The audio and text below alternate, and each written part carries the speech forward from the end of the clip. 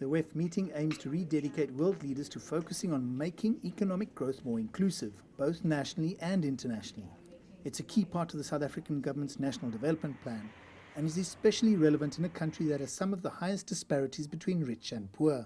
We have a very clear work program, and the work program should and is directed at building unity around this purpose, as we said in the MTBPS. And secondly, the focus is on growth. You change the growth number in South Africa, that's the denominator of GDP growth, deficit growth, trade growth. Change the denominator in South Africa, all of our ratios change. The current turbulence in South African politics is diverting attention away from the economic focus, but the country isn't alone. Many countries are suffering.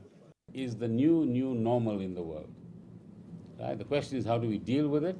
And ours, relatively speaking, is minor compared to the world trends that are actually developing.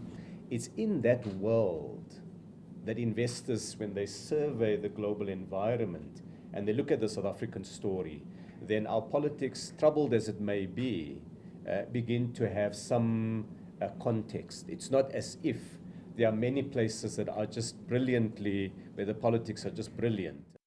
The business sector says the political context is distracting. I think we're just getting to hear more now. But that does make life difficult.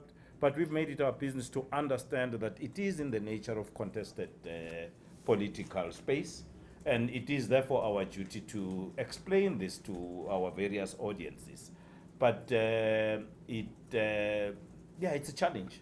And it's not easy.